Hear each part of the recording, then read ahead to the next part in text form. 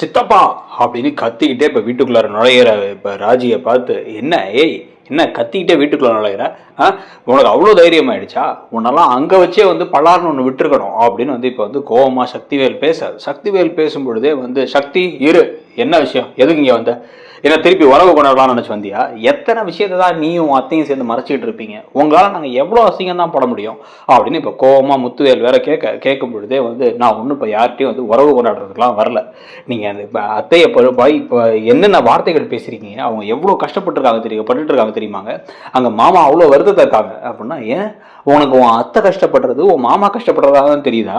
நாங்கள் அப்படியே கூணி குறுகி நின்னமே, நீ பேசாமல் எவனையோ கூப்பிட்டு ஓடி போயிட்ட. அவள் உன்னை பார்த்த உடனே அவளை கல்யாணத்துக்கு முன்னாடியே பார்த்துட்டா.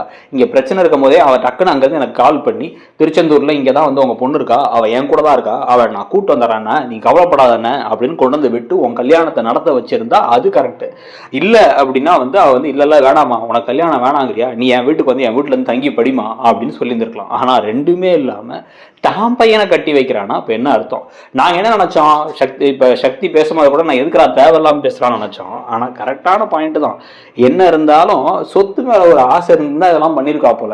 இதை இந்த கதிர் பண்ணான்னு நினச்சோம், ஆனால் அவன் பண்ணல போட, அவங்க அம்மாவுக்கே அந்த ஆசை இருந்திருக்கு. அதனால வந்து புள்ள படிச்சுக்கிட்டு இருந்தாலும் பரவாயில்ல, கட்டாயப்படுத்தி அந்த கல்யாணத்தை பண்ண வச்சிடலான்னு பண்ண வச்சிருக்காங்க. நீயும் அதை கூட வந்து இதை கூட புரிஞ்சுக்காம தலையை கொடுத்து வந்து எல்லாத்தையும் வந்து தாலியை வாங்கிட்டு வந்திருக்க. சி அப்படின்னு வந்து உன்னெல்லாம் என் பொண்ணுன்னு சொல்றதுக்கே அசிங்கமா இருக்கு அப்படின்னு வந்து இப்போ முத்துவேலும் பேசுறோன்னே, அப்பா போதும், நானும் கொஞ்சம் நஞ்சமா வந்து சரி பொறுமையா இருக்கலாம்னு பார்த்தா என்ன குசுப்பேத்திட்டே இருக்கீங்க.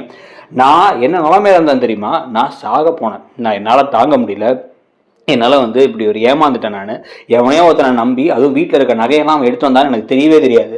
அங்கே போனதுக்கப்புறம் பார்த்தா தான் தெரியுது நம்ம வீட்டு நகையெல்லாம் அவன் தூக்கிட்டு வந்திருக்கான். கேட்டால் ஏதோ செலவுக்குங்கிறான். இத்தனைக்கும் நான் செலவுக்கு காசு நான் கையில் எடுத்துகிட்டு போனேன்.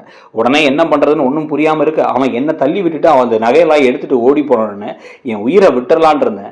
என்ன அத்தை காப்பாற்றி என் அண்ணனுங்களோட மானம் போயிடும். இந்த சமயத்தை நீ ஓடி வந்துட்டங்கிறது கண்டிப்பாக வந்து ஊரில் தெரிஞ்சிருக்கும். ஊரில் எல்லாம் வந்து அந்த எப்படி வந்து இந்த வீட்டில் கோமதி ஓடி போனாலும் அதே மாதிரி வந்து அவள் அண்ணன் பொண்ணு ஓடி போயிட்டா, இந்த வீடே வந்து இப்படிதான் அப்படின்னு வந்து பேசுவாங்க. இந்நேரம் அது பரவி இருக்கும். ஓடி போனது யாரோடையோ அப்படிங்கிறதுக்கு பதிலாக ஏமாந்துட்டா, அது இன்னும் ஒரு நாள் ராத்திரி ஃபுல்லாக அவன் கூட தங்கி ஏமாந்துட்டா அப்படிங்கிற வார்த்தை வந்தால் இன்னமும் அசிங்கமாயிடும். என் அண்ணன் குடும்பமே மொத்தமாக உயிரை விட்டுருந்தாங்க. அதே மாதிரி தானே நீங்களும் போய் வந்து ஒன்று கிடக்க ஒன்று பண்ணிக்கிற மாதிரி தானே இருந்தீங்க. அதுக்கெல்லாம் சேர்த்து வச்சு தான் அத்தை வேற வழி இல்லாமல் என்ன காப்பாற்றுறதுக்காக இப்படி ஒரு முடிவு எடுத்தாங்க. இப்போ அதனால தான் இப்போ நானும் கூட ஒரு முடிவு எடுத்துட்டேன் அப்படின்னு வந்து சொன்ன உடனே வந்து, நீ வந்தது சரி, என்ன உன் பின்னாடி என்ன இவனை வேற கூட்டு வந்திருக்க, என்ன ரெண்டு அவ சிபாரிசு அவனுக்கு, நீ நாங்கள் நல்லவங்க தான், நாங்கள் இந்த வீட்டிலே இருக்கோம், எங்களுக்கு ஒரு ரூம் கொடுத்துருங்க அப்படின்னு சொல்லி கேட்க போறியா என்ன அப்படின்னு வந்து கேட்ட உடனே, அப்படியெல்லாம் ஒன்றும் கிடையாது, நாங்கள் வந்து இப்போ வந்ததுக்கு காரணம் ஒன்றே ஒன்று தான், அத்தை சொத்துக்காகவோ இல்லை வந்து பணத்துக்காகவோ ஆசைப்படுறவங்க கிடையாது. அப்படி ஆசைப்பட்டிருந்தா அவங்க வந்து உங்கள் கடையில் ஒர்க் பண்ணிக்கிட்டு இருந்த மாமாவுக்கு லவ் பண்ணி அவங்க கூட ஓடி போயிருக்கணுங்கிற அவசியம் கிடையாது. நீங்கள் ஒத்துக்க மாட்டீங்க. அவங்களுக்கு அவர் தான் பிடிச்சிருக்கு, கிளம்பி போனாங்க. அவரோட உழைப்பில் உழைச்சி இப்போ நம்ம வீட்டுக்கு எதிர்த்தாப்புலேயே ஒரு வீடு கட்டுற அளவுக்கு வந்திருக்காரு. அங்கே என்ன காசு இருக்கோ என்ன பணம் இருக்கோ அது எங்களுக்கு போதும். இதை தாண்டி நாங்கள் வேலைக்கு போகிறோம். அவன் தனியாக ட்ராவல்ஸ் வச்சிருக்கான், நான் தனியாக வந்து போலீஸ் ஆக போகிறேன். அதுக்கு வந்து உறுதுணையாக அவங்க இருக்காங்க.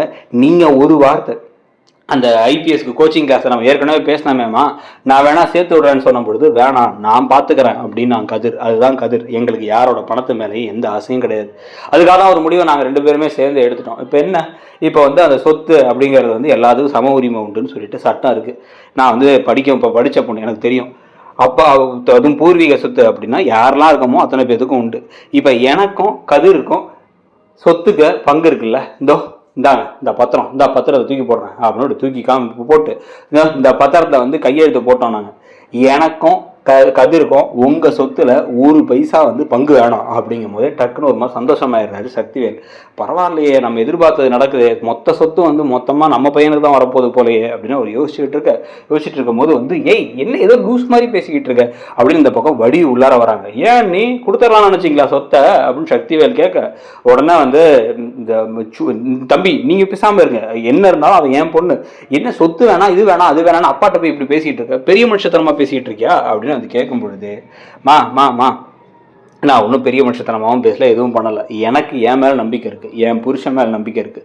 அதே மாதிரி அத்தை அங்கே அசிங்கப்பட்டு அவமானப்பட்டு நிற்கிறாங்க. மாமாவையும் போய் வந்து சொத்துக்காகதான் எத்தனை நாள் சொல்லிகிட்டு இருப்பீங்க, சொத்து வேணும்னு நினச்சினா அவங்க கல்யாணமே பண்ணியிருக்க மாட்டாங்க. இப்போ வரைக்கும் அவங்க அதுக்காக ஒரு நிமிஷம் வந்து நின்னதில்லை. ஆனால் அவங்களை நீங்கள் போதுமான அளவுக்கு அவமானப்படுத்திட்டீங்க. இது எல்லாத்துக்கும் காரணம் நான் தான்.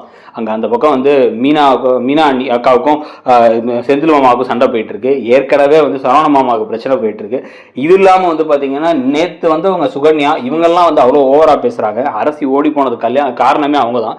இத்தனை அவமானத்தையும் தாங்கிக்கிட்டு அந்த வீட்டில் எல்லாரும் இருக்க தேவையில்லை. அதுவும் என்னால் இருக்க தேவையில்லை. எனக்கு சொத்து வேணாம். சொத்துக்காக வந்து அவன் என் புருஷனும் வந்து எனக்கு கல்யாணம் பண்ணிக்கல. அவனு தான் அதில் கையெழுத்து போட்டிருக்கான். இதோ அதை கையெழுத்து எடுத்து பார்த்துங்க. எங்கள் 2 பேருக்கும் உங்கள் சொத்தெல்லாம் வேணாம். ஆனால் அதே சமயத்தில் இன்னொரு வார்த்தை அங்கே அந்த வீட்டில் வந்தோ இல்லை வந்து ரோட்டில் பார்க்கும் பொழுதோ வந்து சொத்துக்காக இது பண்ணிட்டானுங்க, ஓடுகாடி குடும்பம், வேணுனே பணத்தாசை பிடிச்ச குடும்பம், வேணுனே வந்து பணக்கார பிள்ளைங்களா பார்த்து லவ் பண்ண சொல்லி அனுப்புனாங்க பசங்களை அப்படின்னு ஒரு வார்த்தை நீங்கள் பேசக்கூடாது. நான் மனுஷியாகவே இருக்க மாட்டேன். அவங்க அத்தை அவ்வளோ சந்தோஷப்பட்டாங்க. நமக்கு ஒரு பிரச்சனைங்கும் போது நம்ம அண்ணன் வீடு வந்து நின்றுச்சு. நம்ம அண்ணனுக்கு வந்து நம்ம வந்து ஏதாச்சும் நல்லது பண்ணணும் அப்படின்னு முடிவு பண்ணி அவங்களுக்கு வந்து இதுக்கப்புறம் அவங்களுக்கு முதல்ல ஒரு விருந்து போடுவோம். என் கையில் நான் சமைச்சு போட்டது இல்லை, நான் ஓடி வந்ததுலேருந்து அப்படின்னு சொன்னதுனால அவங்கள நான் தான் வலுக்கட்டாயமாக வாங்க நீங்கள் கூப்பிட்டு வந்து உங்கள்கிட்ட கேட்க வச்சேன். வந்தீங்க, சாப்பிட்டு போயிருந்தீங்க. அதுக்கப்புறம் நீங்கள் எங்கள்கிட்ட பேசாமலே இருந்தால் கூட எதுவும் ஆயிருக்காது. ஆனால் வந்த இடத்துல அசிங்கப்படுத்தி அவமானப்படுத்தி மாமாவுக்கு அத்தை கடையில் கூட சண்டையை உண்டு பண்ணிட்டீங்க. எனக்கு போதும். இதுக்கு மேலே எனக்கு வந்து இந்த இடத்துல கோபமாக உங்கள்கிட்ட வந்து சொல்கிறதுக்கு எந்த விஷயமும் இல்லை. சொத்து வேணாங்கிறத தெளிவாக நான் சொல்லியாச்சு. இது அதே மாதிரி அத்தை எப்படி அவமானப்படுத்தக்கூடாதோ அதே மாதிரி என் புருஷன் என் கதிர் அவனை நான் கல்யாணம் முடிச்சது சுச்சுவேஷனில் அவனுக்கு என் மேலே வந்து கல்யாணம் பண்ணிக்கல விருப்பமே இல்லை. முன்னாடி இருந்த கதையிலையாச்சும் உங்களுக்கு என்ன நினச்சிங்க அப்படின்னா அவன் தான் தாலியை கட்ட நினச்சிங்க. கிடையாது. அவங்க என் கண்ணு முன்னாடி அத்தை வந்து அவங்க காலில் விழுந்து கெஞ்சினாங்க. காலில் நிஜமாவே விழுந்தாங்க. கெஞ்சினதுக்கப்புறமா வேணான்னு சொல்லி கல்யாணம் பண்ணான். அதுக்கப்புறம் நானும் அவனும் பேசிக்கிட்டது கூட இல்லை. ஆனால் அவன் எனக்காக எப்பயும் உறுதுணையாக தான் இருந்திருக்கான், என்னை புரிஞ்சுக்கிட்டு இருந்திருக்கான். இன்னைக்கு என் கனவுக்கு என் கூட சேர்ந்து ஓடிக்கிட்டு இருக்கான். அவனை இன்னொரு தடவை அசிங்கப்படுத்துகிற மாதிரி பேசினா கண்டிப்பாக நான் ருத்ர தாண்டவம் ஆடிடுவேன். அப்பா சித்தப்பா யாரையுமே பார்க்க மாட்டேன். எப்படி அம்மா நீ உனக்கு புருஷனுக்கு ஒன்றா விட்டு தர மாட்டேன்ல உன் குடும்பத்தில், அந்த மாதிரி தான் நானும் இருப்பேன் அப்படின்ட்டு. இதுக்கப்புறமா எனக்கு வந்து சொத்தை பற்றி பேச மாட்டேன். நான் எனக்கு சொத்தெல்லாம் வேணாம், ஒன்றும் வேணாம். நீங்களும் இதை புரிஞ்சுக்கிட்டு இதுக்கப்புறம் வந்து ஒழுங்காக நிம்மதியாக என் குடும்பத்தை வாழ விடுங்க. அதுதான் என் குடும்பம், போதுமா அப்படின்னு வந்து கோபமாக வந்து கிளம்பும்பொழுதே வந்து ராஜின்னு இந்த பக்கம் பாட்டி வேற கூப்பிட, அப்பத்தா இந்த உங்கள் பையன் சொத்தை வச்சுட்டு அவரே சந்தோஷமாக இருக்க சொல்லுங்கள். எல்லா சொத்தையும் கூட மொத்தமாக கொண்டு போய் இந்த குமரவேலுக்கே கொடுங்க. அவன் இன்னும் ஏதாச்சும் பொறுக்கித்தனமும் ரவுடித்தனமும் பண்ணிக்கிட்டு இருக்கட்டும். ஆனால் எங்களுக்கு சொத்து வேணாம், ஒன்றும் வேணாம். எங்களை நிம்மதியாக விட்டால் மட்டும் போதும். எங்களை மானத்தோட வாழ விடுங்க. சும்மா தேவையெல்லாம் வந்து வார்த்தைகளை பேச வேணான்னு சொல்லிடுங்க அப்பத்தா அப்படின்னு வந்து கோபமாக சொல்லிட்டு கிளம்ப. அவங்களும் அப்படியே அழுதுகிட்டே, பாத்தியாடா சக்தி, இதாண்டா நம்ம வளர்ப்பு. சொத்து வேணாம், ஒன்றும் வேணாம், அவமானப்பட்டா எனக்கு எதுவுமே வேணான்னு சொல்லி கையெழுத்து போட்டு கொடுத்து போயிட்டான். அவளே கூட கேட்டால் கூட மாற்ற முடியாதுங்கிற மாதிரி.